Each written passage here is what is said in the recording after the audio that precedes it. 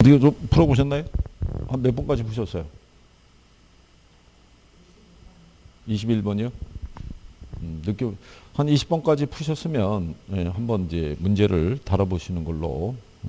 오늘은 이제 종강입니다. 그렇죠? 예. 어쨌든 뭐 1년 동안 공부하느라고 고생들 많으셨고, 그죠? 인강으로 공부하신 분들은 뭐 마찬가지죠.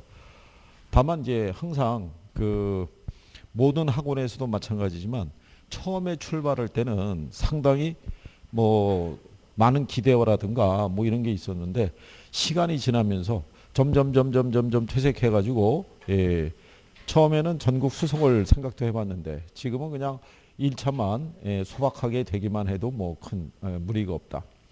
그래도 지금 뭐 학원마다 2차는 내년에 연락하는 걸로 뭐 이렇게 식으로 하는 게 이제 되게 많죠. 근데 매년 되풀이 되는 경우죠. 그러니까 본인의 의지예요, 의지. 올해 내가 이 시험을 꼭 따야겠다라는 강한 의지가 있지 않고서는 가면서 조금씩 퇴색되게 돼 있어요. 그게. 그래도 우리가 이제 학개론 같은 경우는 이게 여러분들 시험 목차예요. 산업인력관리공단에서 목차를 이렇게 제공을 한 거고, 제가 제공한 게 아니라 산업인력관리공단에서 시험 목차를 이렇게 준 거예요. 그래서 우리 기본서라든가 요약집이라든가 이런 모든 그 교재의 편제가 다 이렇게 되어 있는 거예요. 여기에 맞춰가지고. 그죠? 그러면 여기 총론에서는 통상 개념하고 분류하고 그 다음에 특성이 있죠. 그래서 통상 한 3개 정도. 이렇게 문제가 출제가 되는데 3개는 다 맞춰주셔야 돼요. 우리가 원하는 24개를 맞추기 위해서. 그죠? 그리고 경제론에 들어가게 되면요. 수요 공급 이론에서 여기서 3개에서 한 4개. 여기서 한 문제 정도. 그래서 평균적으로 4개에서 한 5개. 예외적으로 한 6개까지 나올 때가 있는데 그거는 이제 많지는 않죠. 그래서 수요 공급 이론에서는 기본적으로 탄력성은 기본적으로 출제가 된다. 근데 계산도 나올 수도 있고 이론도 나올 수 있어요. 근데 이론에 대해서 내가 뭐를 정리를 할 수 있고 계산이 안 되면 이론이라도 맞춰줄 수 있어야 돼요. 그죠? 그리고 이제 수요 공급에 대한 변화라든가 아니면 수요량의 변화하고 수요의 변화를 구분하는 개념이 있죠. 예, 그런 정도는 알고 계셔야 돼요. 이거를.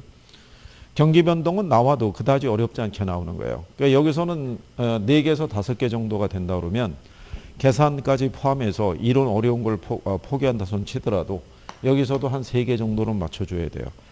가만히 한번 생각해 보세요. 8개 파트잖아요. 그죠? 8개 파트면 각 파트별로 3문제씩 맞으면 어떻게 나오겠어요? 딱 24개 나오는 거예요. 무슨 말인지 아시겠죠? 그렇기 때문에 어느 한 파트를 통으로 버리는 건 있을 수 없어요. 최소한 몇 개는 맞춰줘야 되는 거예요. 그래야지 유지가 되는 거예요. 그래서 내가 자신 있는 데에서는 다 맞추고 넘어갈 수 있어야 돼요. 여기 요즘은 이제 시장 자체를 갖다가 복합적으로 줘요. 효율적 시장 이론도 낼 수 있고요. 주택 시장에 대해서도 출제를 할 수 있고 계산 논리도 하나 있을 수 있어요. 근데 시장에서 나오면은 한 문제에서 2문제 수준이에요. 근데 그다지 어렵지 않게 나오니까 맞출 수 있어야 되고 입지 및 공간 구조론에서는요. 지대론도 있고요. 그 다음에 도시공간 구조 이론도 있고 그 다음에 입지론이 있을 때 입지론에서 통상 계산 문제가 나왔어요. 그러니까 얘 빼더라도 여기하고 여기서는 한 문제씩은 맞춰줄 수 있어야 돼요. 그리고 여기서 나오는 거에서도 역시 한 문제 수준은 맞춰줄 수 있어야 된다. 그래서 시장론에서도요. 평균적으로는 한 4문제 수준인데 많이 나올 때는 6개까지 나올 수 있어요. 근데 이게 4개에서 6개 수준인데 역시 여기에서도 우리는 한 3개는 차지할 수 있어야 되고요. 정책에 갔을 때 의미 기능이라는 게 이게 정부가 시장에 개입해서 일정한 역할을 수행하는 거예요. 그죠? 예, 그래서 거기에 따른 시장 실패 원인이 있죠. 정부의 개입 수단이 있죠. 직접 개입이냐 간접 개입이냐 뭐 이런 것 있잖아요. 예, 그런 것들을 여러분들이 구별할 수 있으셔야 돼요. 그러니까 가령 예를 들어 가지고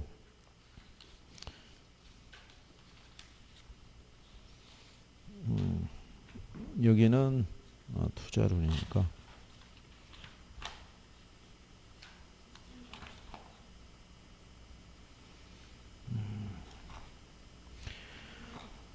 예, 16번 한번 가보시게 되면요. 예, 거기 하면은 부동산 시장에 대한 정부의 직접 개입 방식 물어봤죠. 예. 근데 우리가 이제 직접 개입에 들어갔을 때 이런 게 있죠. 자, 돈 있죠. 개발 부담금이라든가 그 다음에 조세라든가 이런 것들은 다 간접 개입이라고 그랬어요. 그죠? 예, 근데 여기에 특징 중에 하나가 뭐냐면 공이 없어요.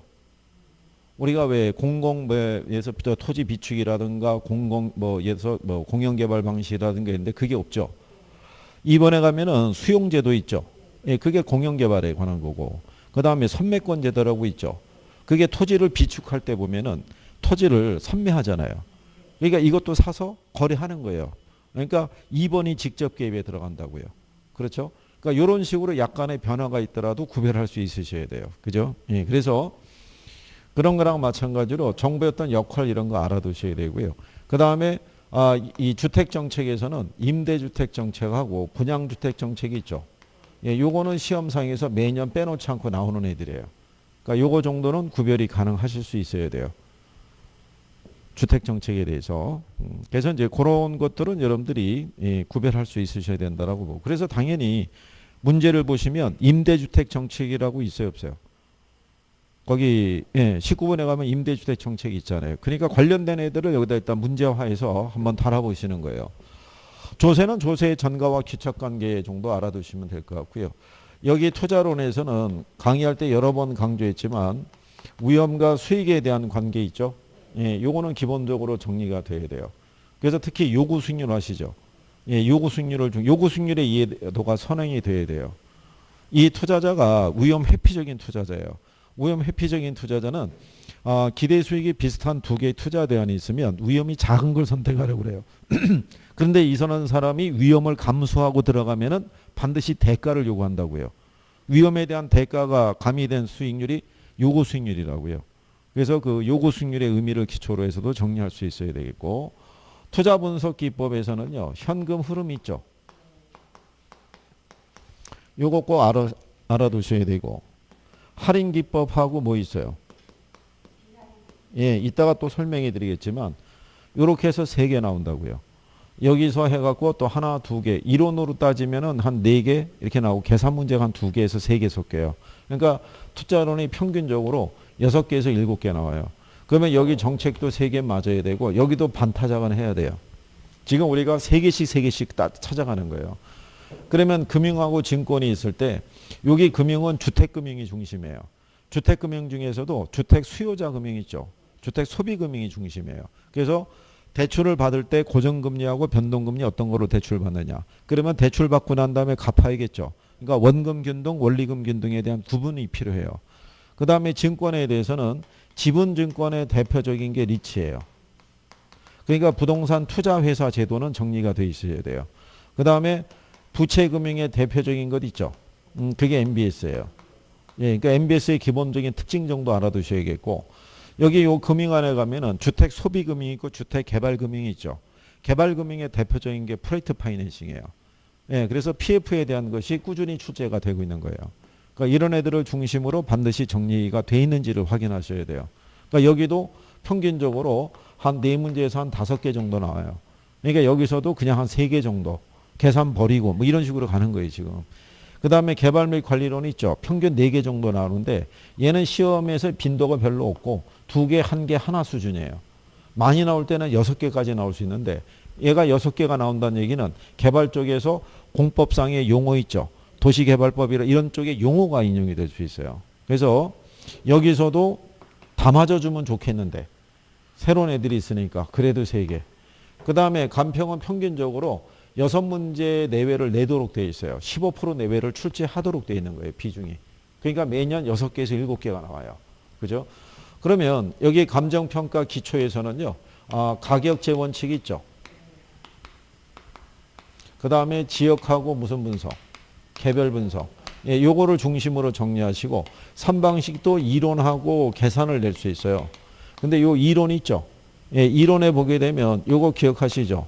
원가 방식은 비용성의 사고고, 그 다음에 비교 방식은 시장성의 사고고, 수익 방식은 수익성의 사고라고 해서 가액 구하는 방법과 임대료 구하는 방법이 있죠. 최소한 그런 정도는 알아두셔야 돼요. 그거를 가지고도 출제를 하니까 계산보다는 그게 낫잖아요. 그죠? 예. 그 다음에 가격 공시제도에서는 이게 토지하고 그 다음에 뭐가 있냐면 주택. 여기는 법령에 기초해서 내는 거기 때문에 그다지 어렵지는 않고요. 요즘은 여기서 내는 거예요.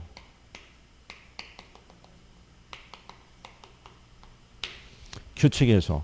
그래서 여기서 한 문제, 여기서 한 두세 문제, 여기서 한 문제, 여기서 한두 문제가 여기서 나와요. 그러니까 여기서는 감정평가 규칙상의 용어 있죠. 예, 용어라든가 물건별 평가 있죠. 특히 물건별 평가는 여러분이 제일 자신 있어 하는 거라고요. 그러니까 여기 6개가 나오면 여기서도 몇 개는 맞아야 돼요. 예, 이런 전략으로 가야 24개가 맞춰질 수 있어요. 예, 그러니까 어느 하나를 얘를 통으로 버린다든가 나 얘를 버렸어. 포기했어. 그러면 어디선가는 더 맞아줘야 돼요. 그렇잖아요. 근데 만만한 애들이 있냐고요. 예? 그러면 내가 원래는 여기 금융이나 여기 경제론이나 해서 조금 축소시켜야 되는데 다 맞아줘야 돼요. 그 확률이 떨어지잖아요. 그죠? 이제 곧 결과를 이제 알 수 있죠. 예? 예, 결과를. 뭐 근데 그동안에 다 저기 한 거죠. 그러니까 이제 혹시 올해 불행한 사태가 있어갖고 또 그런 분도 있지 모르는데 우리 늘상 이렇게 얘기를 해요. 이제 2020년이잖아요. 11월 달이면 개강을 해요. 32회 수험생들을 대상으로 개강을 해요. 그러면 시험은 언제 있겠어요? 2021년 10월 30일 날이 시험이에요. 이게. 그러면 멀게 느껴지잖아요. 그죠? 그러면 2020년에 11월하고 12월 사이가 있으면 이때 공부한다 안 한다? 안 해요. 안 하고 2021년으로 넘어가요. 1월 달부터 한번 생각해 볼 수 있지 뭐 이런 거예요. 그러다가 쭉 넘어가다 보면 금방 10월 달 된다니까요. 초반에 공부 잘 하시면 무난하게 갈 수 있는 거죠. 무난하게. 자, 1번에 보시면 개념 있죠? 개념. 예. 개념이라는 제목을 달고 잘 출제를 해요. 예. 그래서 1번에 보시면 부동산 개념에서 우리가 기술적 개념이 있죠. 그 다음에 경제적 개념이 있죠. 얘네 뭐만 알면 된다고 그랬어요. 그렇죠? 제목만, 종류만 구별할 수 있는지. 공간, 자연, 환경, 위치. 자산, 자본, 생산 요소, 상품, 소비재. 그 다음에 법률적 개념이 있죠. 법률적 개념에서는 협의의 부동산하고 무슨 부동산? 협의의 부동산이 민법상 개념이죠. 여기는 토지 및 뭐로? 정착물로. 그러면 여기서는 출제할 수 있는 게 뭐가 있다고 그랬어요? 이 토지로부터 독립된 물건으로 취급되는 애 있죠. 얘하고 일부로 취급되는 애들 중에서 이걸 물어본다고요. 독립된 게 뭐냐? 에? 왜냐하면 이게 법에 기초한 거잖아요. 이 독립된 물건으로 취급되는 거는 우리 민법하고 일본 민법밖에 없어요. 예, 그러니까 영미법이나 이런 데서는 독립된 걸로 취급하지 않아요. 다 일체로 본다고요. 토지하고. 예? 그러니까 여기서는 물어볼 게 이거인 거예요. 그래서 여러분 지문에 낼 때 협의의 부동산이란 이렇게 나올 때도 있고 민법상 부동산이란 이렇게 나올 때도 있는 거예요. 같은 거예요. 그 다음에 광해 부동산은 협의의 부동산에다가 무슨 부동산? 예, 준부동산을 합한 개념이에요. 그러면 여기서는 물어볼 게 용어가 이거밖에 없는 거예요. 이 준부동산이라는 거는 특수한 동산인 거예요. 원래는 부동산이 아니란 얘기죠. 예, 그래서 특수한 동산인데 부동산에 준해서 등기 또는 등록 등에 대한 공시수단을 갖추고 있는 특수한 동산이다. 그러니까 지문으로 물어볼 수 있는 건 여기는 이거밖에 없어요. 그죠? 그래서 거기에 여러분들이 보시면 2번에 토지는 생활의 편의를 위해서 제공하는 최종 소비재이기도 하죠. 경제적 개념에 들어가잖아요. 그 다음에 5번 지문에 보면 제품 생산에 필요한 부지를 제공하는 뭐로? 생산 요소로도 쓰일 수 있다는 얘기죠. 그러니까 이런 식으로 풀어서도 지문으로 들어올 수 있어요. 그죠? 예. 그 다음에 거기 1번에 보시면 임목에 관한 법률에 의해서 소유권 보존 등기라는 임목은 토지하고 분리해서 거래할 수 있어요, 없어요? 있죠. 그러니까 이 독립된 물건. 그렇죠? 예. 그 다음에 거기에 여러분들이 보시면 4번에 민법상 부동산에는 등기나 등록수단으로 공시된 광업재단, 공장재단, 선박, 항공기, 어업권 등이 있다고 그러죠. 왜? 그럼 틀리죠. 걔는 준부동산이잖아요. 그렇죠? 그래서 일단 1번의 답은 몇 번이다? 예, 4번. 이렇게 찾을 수 있으셔야 돼요. 그리고 이제 지문을 들어갔는데 1번서부터 문제가 안 풀린다 그래서 1번 지문에 집착하시면 안 된다고 그랬어요. 그죠? 예. 그 주의사항인데 계산이 있잖아요. 가면서 계산 푸지를 마시고 이거 마지막에 푸시라고요. 마지막에 시간 배정을 위해서. 중간에 풀면은 시간 뺏기게 돼 있어요. 답도 잘 못 찾을 수 있고. 그 다음에 2번에 가게 되면 자, 이 부동산 활동상의 토지 분류를 올바르게 나타낸 걸 물어봤죠. 주택지가 대로변에 접해서 상업지로 전환 중인 토지를 뭐라고 그런다? 맞는 표현이죠. 예. 그래서 후보지 이행지 개념은 꼭 알아두셔야 돼요. 그 다음에 빈지 나오죠. 예. 자, 일반적으로 바다와 육지 사이의 해변 토지라고 볼 수 있는데 걔는 소유권이 인정이 돼야 안 돼요. 안 된다는 얘기죠. 그래서 니은은 틀렸다는 얘기고. 도로변 과수원이 전으로 전환 중인 토지 있죠. 걔를 우리가 뭐라고 그런다? 예. 예전에 그 지문을 따갖고 출제했던 선례도 있어요. 그 다음에 도시개발 사업에서 토지구획 정리사업의 시행자가 그 사업에 필요한 재원을 확보하기 위해서 환지에게서 제외해서 유보한 토지를 채비질한다. 맞는 내용이죠. 그러면 이런 채비지라는 거를 왜 집어넣어 드렸냐면 재작년 시험에 여러분들에게 표본지를 물어봤다고요. 그죠? 표본지. 표본지 배운 거 기억하시죠? 네. 표본지라는 거는 표준지의 지가 변동률이 있죠. 예, 그거를 산정하기 위해서 지정한 것을 표본지라고 그래요. 표준지의 지가 변동률을 측정하기 위해서. 그래서 이제 2번에서는 맞는 게 기역, 디귿, 리을 이렇게 맞겠죠. 예, 그래서 답은 몇 번이냐면 4번. 그래서 용어에 대한 것들이 내가 정리가 되어 있는지 확인하실 수 있어야 돼요. 그리고 우리가 주택을 가게 되면 연립주택 있죠. 얘는 4계층 이하고 660평방미터를 얘는 초과한다 그래서 연초라고 그랬어요. 그죠? 다세대하고 우리가 구별을 하는 거는 얘는 660평방미터 어떻게 해야 돼? 얘는 이하라고요. 그죠? 네, 그래서 거기 정도까지 구별이 되셔야 된다라고 말씀을 드리고 3번에 가면은 부동산 특성이 있죠. 예, 참고로 보시면 얘가 출제 빈도가 제일 높아요. 특성이. 예. 개념하고 분류는 돌아가면서 나올 수도 있는데 얘는 거의 매년 나온다고 봐야 돼요. 그죠? 그러면 이 특성 중에서는 일단 얘네를 중심으로 정리하시는 거예요. 부동성과 부증성과 뭐가 있어요? 영속성이 있으면 얘네 세 개를 중심으로 주요 특성이니까 지문으로는 여기까지 쓸 수 있어요. 예. 개별성에서 제일 많이 나오는 게 뭐냐면 개별성으로 인해서 부동산 간의 대체 관계가 제약이 돼요. 자, 부동성으로 인해서 시장이 어떻게 해야 돼요? 국지화되고 임장활동 필요로 하고 그죠? 부증성으로 인해 가지고 물리적 공급을 차단을 시키죠. 그렇죠? 예. 그래서 이거를 우리가 이 문제를 해소하기 위해서 만든 게 뭐예요? 그래서 용도의 다양성을 통해서 용도적 공급은 가능한 거예요.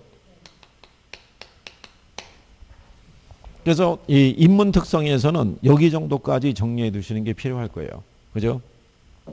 그리고 영속성으로 인해서 감가상각이 배제가 되죠. 소유에 따른 이익과 사용에 따른 이익을 얻을 수 있고 그래서 임대차 시장이 발달하게 되는 거는 이 뜻을 이해를 해야 돼요. 영속성의 의미가 뭐예요? 영속성이라는 거. 어? 줄어들지 않는다는 거예요.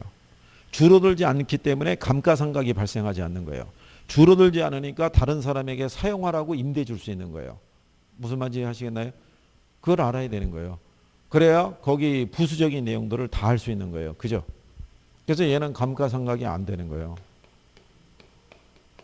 그죠? 예, 그래서 임대차 시장이 발달하게 되는 근거도 여기 있다는 얘기예요. 그래서 얘 때문에 일반 상품은 여기 가격만 표시하잖아요. 근데 부동산은 여기다가 모두 표시해요. 임대료라고. 그래서 수요의 가격 탄력성 또는 수요의 임대료 탄력성 이렇게 얘기해 주는 거예요. 무슨 말인지 아시겠나요? 그래서 가격이 변해도 이 곡선에서 이동이 발생하고 임대료가 변해도 역시 이 곡선에서 변화가 발생하는 거예요. 같은 맥락으로 이해하셔야 돼요. 그죠? 예, 그래서 이 특성들이 정리가 되어 있는지를 살펴볼 수 있어야겠고 그러면 여기서도요, 대표적인 게 부동산 활동을 지역적으로 특화되게 한다고 해놨죠. 그러면 뭐겠어요? 그럼 부동성이죠.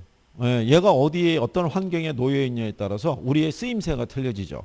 역세권에 있느냐 아니면 농촌 지역에 있느냐 그 차이죠. 그 다음에 소유의 이익과 사용이익의 분리 및 임대차 시장의 발달 근거가 되는 건요.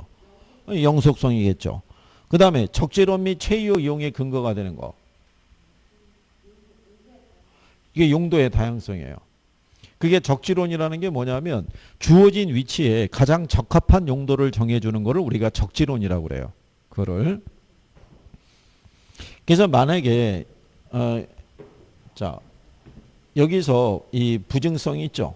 영속성이 있을 때 얘가 30회, 26회, 27회 나왔고 얘가 28회하고 29회는 얘가 답이었다고요. 그러니까 지난 5년 사이는 얘네 둘에서 답을 유도했어요. 그 안에서는 박스로만 3개가 나왔어요. 박스로만. 예. 그러니까 보면 바로 찍을 수 있게끔 해준 거예요. 그러면 학생들이 대비할 때 어떻게 하겠어요? 여기 또 나올까? 뭐 이런 생각할 거 아니에요. 근데 어쨌든 간에 얘네를 보고 있을 때 얘가 하나 훅 끼어들어올 수 있다는 거예요. 그럴 때. 그러면 인문 특성에서는 활용할 수 있는 게 얘밖에 없어요. 그러니까 최소한 여기까지는 정리가 돼 있어야 된다는 거예요. 그래서 거기 적지론이나 이런 내용도 같이 넣어드린 거예요. 그죠? 예. 그래서 그 내용이고요. 마지막에 대치 관계를 제약하는 거는 개별성이라고 할 수 있죠. 그 답이 몇 번이다? 1번. 그 다음에 이제 4번에 가게 되면요. 4번이 뭐 얘기하는 거냐면 이거 얘기하는 거예요. 속성 혹시 기억하시나요? 속성? 이게 토지의 본질적인 가치인데요. 자연이나 공간이나 위치나 환경, 그 다음에 자산, 이렇게 분류해 있을 때 시험상에서 인용이 됐던 건 공간하고 위치 정도밖에 없는데 주로 이 공간 개념을 갖고 물어본 거예요. 그죠? 근데 이 공간이라는 건요. 수평도 있고요. 공중도 있고 그 다음에 뭐도 있어요. 예. 이렇게 3차원 공간으로 구성이 되어 있어요. 그런데 옛날에 농사 지을 때는 토지의 권리와 이익이 미치는 범위를 수평에 국한했을 거예요. 그죠? 근데 산업화가 되면서는 이 범위가 확대됐겠죠. 그래서 공간에 미치는 이 소유권의 범위 있죠. 예, 이거를 우리가 구별하게 되면 수평에 있는 게 지표권, 여기가 공중권, 여기가 무슨 권? 지하권. 그래서 지하권에 대해서는 2번 나왔어요. 지하에 있는 미채굴 광물이 있죠. 예, 토지 소유권 인정해준다 안 해준다. 예, 그게 2번 나온 거예요. 그렇죠? 그러면 여기 있는 지표권은 지표성의 토지를 배타적으로 이용할 수 있는 권리를 얘기하죠. 그래서 그 권리 중에 보면은 건물을 건축하거나 작물을 경작하거나 물에 관한 권리 있죠. 예, 그 물에 관한 권리가 여기 있는 거예요. 그렇죠? 그래서 이 물을 사용할 수 있는 권리가 있고 물 및 토지에 관한 권리가 있다라고 얘기했어요. 그래서 물을 사용할 수 있는 권리가 유역주의가 있고 무슨 주의가 있다? 선형주의가. 여기는 습윤 지역에서 쓰여지고 여기는 건조 지역에서. 우리 민법은 무슨 주의를? 이거를. 습윤이라는 게 비가 오는 지역이에요. 왜 우리 민법은 이걸 채용하고 있다. 이런 얘기. 여기까지 나오기는 좀 그렇을 텐데 어쨌든 간에 기본적인 내용 정도는 공간 개념에 맞물려서. 그래서 4번에 보시면 1번에 토지는 물리적 형태로서의 지표망과 함께 공중공간과 지하공간을 포함한다고 할 수 있죠. 2번에 보면 부동산 활동은 3차원의 공간 활동으로 농촌 지역에서는 주로 지표 공간이 활동의 중심이 되고 도시 지역에서는 입체 공간이 활동의 중심이 된다라고 얘기하죠. 그렇죠? 근데 여기 그 4번에 보면 지중권 또는 지하권은 토지 소유자가 지하 공간으로부터 어떤 이익을 획득하거나 사용할 수 있는 권리를 말할 때 물을 이용할 수 있는 권리가 이에 포함이 된다라고 해놨잖아요. 그럼 틀리죠. 물을 이용할 수 있는 권리는 어디에? 지표권에. 답이 그래서 몇 번이다? 요거는 그래도 한 번이라도 접하고 들어가시면 그래도 구별이 될 수 있을 거예요. 근데 한 번도 정리를 안 하고 들어가면은 나오면은 당황할 거예요. 왜? 기억에서 사라져 있으니까. 그렇잖아요. 우리는 쭉 가다가 이렇게 가다 보면 어느 순간에 얘가 이렇게 사라져 있는 거예요. 이렇게. 그렇잖아요. 그 이때쯤 가면은 느낌이 오죠. 사라졌구나. 그럼 다시 가서 어떻게 해야 돼요? 또 메꿔 넣어야 돼요. 그렇죠? 그 한참 메꿔 놓고 있으면은 여기 쭉 가던 애 중에서 여기가 또 사라지고 있는 거죠. 그 가서 계속 메꾸고 이걸 반복하는 거예요. 이게. 그러니까 그거는 뭐 낙담하실 필요가 없는 거예요. 자연스러운 현상이에요. 자연스러운 현상. 모든 수강생분들이 다 똑같아요. 그렇죠? 예. 그래서 그런 거 감안하셔가지고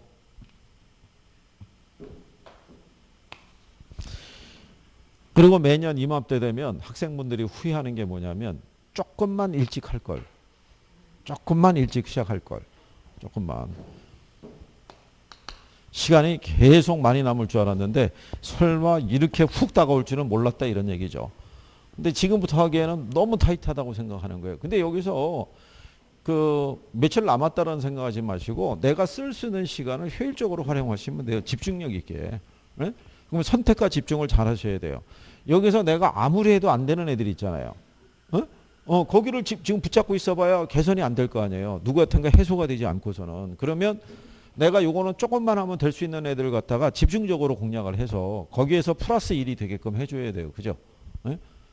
선택을 잘 하셔서. 참. 그러니까 학생분들이 선생님이 뭔 얘기하면은 처음에는 귀에 들어오지도 않아요. 뭘 300일이나 남았는데 뭘 벌써 시작이냐 뭐 난리가 나고 그러는 거죠. 그리고 3월이 돼도 별로, 5월이 돼도 별로, 7월이 돼도 별로. 그러면서 근거 없는 자신감만 있는 거예요. 내가 안 해서 그렇지 마음만 먹으면 이거 뭐 한 2달이면 끝나지 않겠어. 근데 뭐 전체 공부한 시간이 얼마 안 되니까요. 자, 5번에 보면 수요 곡선을 우측으로 이동시킬 수 있는 요인 물어봤죠. 네, 이것도 시험상에서 자주 활용하는 패턴인데요. 우측으로 이동한다는 얘기는 수요가 어떻게 돼요? 증가하는 건데 기억해 보면 담보대출 금리가 하락하죠. 그럼 얘는 수요가 어떻게 돼요? 예, 증가하는 요인이죠. 니은에 보면 건축 원자재 가격이 하락이 있죠. 걔는 해당이 안 되죠. 걔는 공급 변화 요인이에요. 그 다음에 디귿에 가면은 부동산 가격 상승을 기대하죠. 그러면 수요가 어떻게 돼요? 증가하죠. 그 다음에 리을에 가게 되면 대체주택 가격이 하락했다고 해놨죠. 근데 요거는 이렇게 보시면 돼요. 푸는 요령을 알려드리면 박스 안에 여기가 대체주택이라고 해놨죠. 예, 근데 이거 가격이 하락했죠. 예, 그럼 얘도 줄어들어야 돼요. 움직임이 같이 가야 되니까. 근데 물어보는 건 수요가 증가하는 걸 물어봤으니까 얘는 해당이 안 되죠. 그러니까 이렇게 걸러줄 수 있어야 돼요. 그죠? 대체재 보완재가 좀 취약하시다 그러면. 그 다음에 미음에 보게 되면 아파트 가격 하락이 있죠. 걔도 해당이 안 되죠. 아파트 가격이 하락하게 되면 이렇게 곡선에서 변화가 발생하지 곡선이 이동하진 않아요. 그 다음에 보완재 가격의 하락이라고 해놨죠. 보완재 가격이 하락하면 수요가 증가하죠. 그러면 여기 들어가는 게 기업, 그 다음에 디귿, 그 다음에 비읍. 그죠? 그래서 답은 몇 번이다? 4번. 이런 거를 내가 구별이 될 수 있느냐 여부 있죠. 여기서 요 가격을 물어본 거는 수요량의 변화고 수요의 변화도 구별을 할 수 있느냐를 복합적으로 물어본 거예요. 그죠? 예, 그래서 그런 내용을 구별하실 수 있으시면 되겠고. 그 다음에 6번에 보시면 자 수요와 공급에 관한 내용이다라고 물어봤을 때 1번에 아파트 가격이 상승하면 수요 곡선은 좌측으로 이동할 것이다. 예? 맞다 틀리다.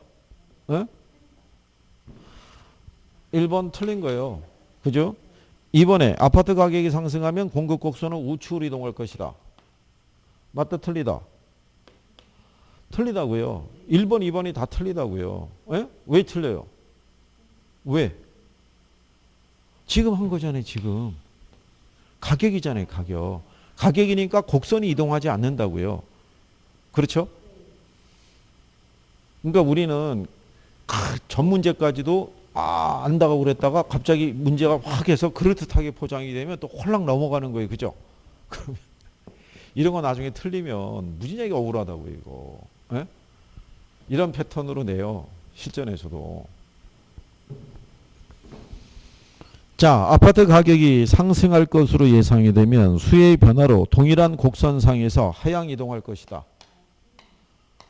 틀렸다는 얘기잖아요. 얘는 곡선이 이동을 해야 되잖아요. 곡선상의 이동이 아니잖아요.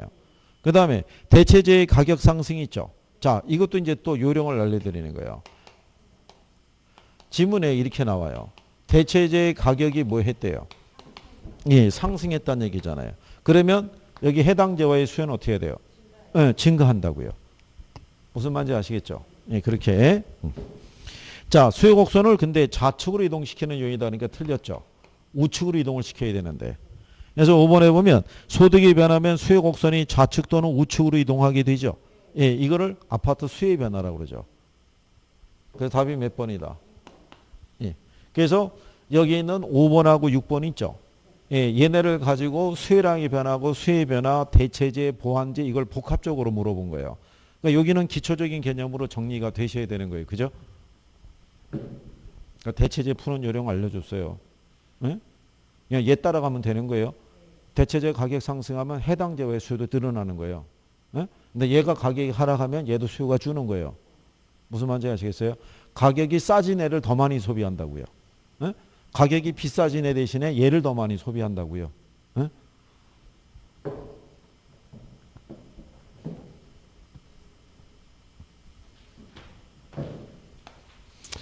그 다음에 7번에 보면요. 이거는 그 수요함수하고 공급함수 물어봤을 때요.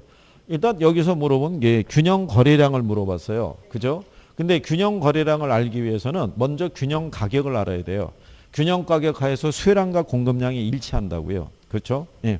근데 거기 보면 수요 함수가 얼마를 줬냐면 예, 1200 마이너스 2P를 줬는데 공급 함수 있죠? 예, 얘는 400 플러스 4P를 줬어요.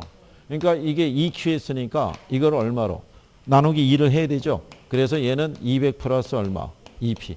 뭐 이런 정도의 변화를 또 유도할 수 있지 않을까. 그러면 이제 여기서부터는 부호는 이제 부호끼리 묶어줘야 되죠. 얘가 넘어갈 때는 마이너스로. 여기는 200은 플러스의 부호인데 넘어가면 마이너스로 바뀌는 경우죠. 그러면 1200 마이너스 200은 2P 플러스 2P가 되겠죠. 그러면 4P가 얼마? 1000이겠죠. 그러면 P가 얼마? 250이죠. 양쪽을 4로 나눠야 되니까. 그러면 P가 250으로 구해졌으니까 이걸 여기다 대입하면 되죠. 그러면 2 곱하기 얼마? 250. 그러면 500이죠. 1200에서 500 빼면 700이죠. 그러면 500에다 200 더하면 700이니까 양은 얼마가 된다? 700. 지금까지 요 수요함수하고 공급함수 문제 준 거는요. 거의 암산 수준으로 계산하게끔 준 거예요. 그러니까 얘네가 매년 나오진 않아요. 근데 어쨌든 만약에 그래도 변화를 준다 그러면 이런 식의 약간의 변화를 줘서 줄 수는 있을 것이다. 그죠? 예. 그래서 답은 몇 번이 된다? 2번.